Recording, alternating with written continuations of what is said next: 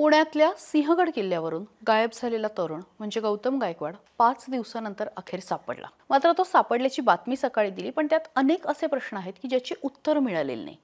5 दिवस तो नेमका कुठे होता, नक्की कोणी गायब केला होता, तो स्वतःहून झाला होता की खरंच त्याच्यासोबत अपघात घडला होता? प्रश्न अनेक आहेत आणि उत्तर कुठलंच मिळत नाहीये आणि त्याचबद्दल आपण बोलणार आहोत। खरं तर एकीकडे सांगितलं जातं की गौतमने या प्रकरणामध्ये काही बनाव रचलेला आहे, तो स्वतःहून निघून गेला होता, पण त्याचेही पुरावे आढळलेले नाहीत आणि म्हणूनच या प्रकरणातलं गूढ जे आहे ते दिवसेंदिवस वाढत चाललंय। झालं असं की बुधवारी गौतम गायकवाड हा त्याच्या 5 मित्रांसोबत सिंहगडला फिरायला आलेला होता आणि सिंहगडला फिरायला आल्यानंतर त्याने मित्रांना सांगितलं की मला लघुशंकेला जायचं आहे। त्यानंतर तो वॉशरूमला गेला आणि तिथे बराच वेळ तो सापडला नाही। एका कड्यावरती त्याच्या चपला सापडल्या, मात्र गौतम सापडला नाही, त्यामुळे तो तिथे पडला असावा। कारण त्याच वेळी सिंहगडवरती पाऊस होता, धुकं होतं आणि समोरचं फारसं काही दिसत नव्हतं, वारं होतं, त्यामुळे कदाचित त्याचा तोल गेला आणि तो पडला असं त्याच्या मित्रांना वाटलं आणि त्यांनी पुणे ग्रामीण पोलिसांकडे धाव घेतली। पोलिसांसोबतच आपत्कालीन यंत्रणा होती, वन विभाग होता, त्यासोबतच गिर्यारोहकांचं सुद्धा पथक होतं आणि हे सगळे मिळून जवळपास मागचे 5 दिवस सिंहगडच्या आजूबाजूचा जो काही परिसर आहे, विशेषतः जो दऱ्या आहेत, दऱ्याखोऱ्या आहेत, तर त्यांनी पिंजून काढलेल्या होत्या, मात्र गौतम सापडत नव्हता आणि काल अचानक संध्याकाळी म्हणजे रविवारी संध्याकाळी तो सापडला। आता isakal.com आहे देशातील नंबर 1 ची मराठी न्यूज वेबसाईट। प्रत्येक अपडेटसाठी isakal.com ला नक्की भेट द्या।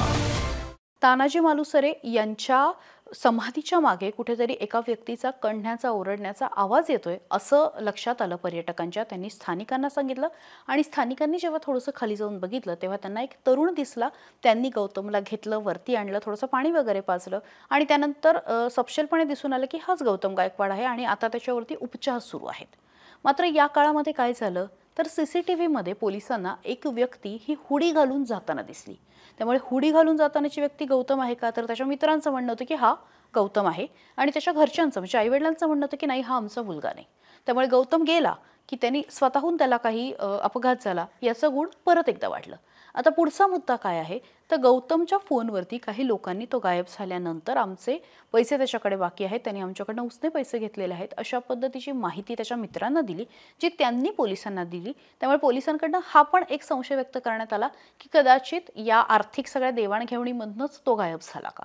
त्यामुळे या प्रश्नाचं उत्तर जे आहे ते मिळत नव्हतं, गूढ वाढताना दिसत होतं आणि काही प्रश्न जे आहे ते काल विशेषतः संध्याकाळनंतर निर्माण झाले, कारण तिथे पोलीस काल गेले, त्यांनी घटनास्थळी खात्री केली हा गौतमच आहे आणि मग त्याच्यावरती उपचार सुरू झाले। पण प्रश्न असे आहे की गौतम जर गडावरती होता तर तो दिसला का नाही, कारण याबद्दल जेव्हा आम्ही गिर्यारोहकांशी बोललो, जे त्याचा शोध घेत होते, त्यांचं असं म्हणणं होतं की त्या ठिकाणाहून जिथे तो सापडलेला आहे, जिथे तानाजी मालुसरे यांची समाधी आहे, तो जो सगळा परिसर आहे, तिथं आम्ही किमान 4-5 वेळा गेलो, मात्र या 5 दिवसात तो कुठेच दिसला नाही। मग तो अचानक आला का, प्रश्न निर्माण होतोय।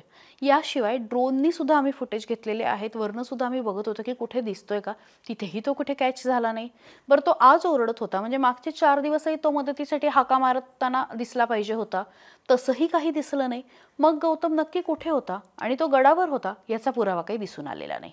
दुसरं म्हणजे इतकी यंत्रणा होती, इतकी माणसं, इतकी पथकं त्याचा शोध घेत होती, पोलीस होते, वन खातं होतं, मी जसं म्हटलं तसं गिर्यारोहक होते, आपत्कालीन यंत्रणा होती, मग त्यांना तो अधिकार नाही आढळला। यासोबतच त्याची दाढी केल्याचं असल्याचं सुद्धा सांगतात। म्हणजे तुम्हाला माहिती असेल की व्यक्ती म्हणजे पुरुषांची दाढी ही दररोज काही प्रमाणामध्ये वाढत असते, मात्र गौतम जेव्हा सापडला तेव्हा 5 दिवसामध्ये त्याची दाढी वाढलेली असणं अपेक्षित होतं, मात्र तसं झालेलं नाही, त्याची दाढी केली गेली असं सुद्धा एक सांगितलं जातंय। चौथा मुद्दा, त्याच्यावरती जे कर्ज आहे, याच्या ज्या चर्चा आहेत त्या कितपत खऱ्या आहेत हा सुद्धा प्रश्न आहे। एकीकडे तो गायब होत असताना त्याचा फोन जो आहे तो आमच्याकडे देऊन गेलेला होता आणि त्या फोनवरती त्याच्याकडे आमचे पैसे बाकी आहेत असं लोकांचं म्हणणं होतं, त्या लोकांचे फोन आलेले होते। मग तो खरंच या कारणामुळे गायब झाला का, हा सुद्धा एक प्रश्न निर्माण होतो। मात्र त्याच्या आईवडिलांनी, त्याच्या कुटुंबियांनी हा आरोप सपशेलपणे नाकारलेला आहे। आमची आर्थिक परिस्थिती इतकी चांगली नक्कीच आहे की अशा पद्धतीचं कुठलं कर्ज असतं किंवा आर्थिक व्यवहार असते तर ते आम्ही नक्कीच मिटवू शकतो, हा त्यांचा मुद्दा होता। त्यामुळे या प्रश्नाचं गुण खूप वाढलंय।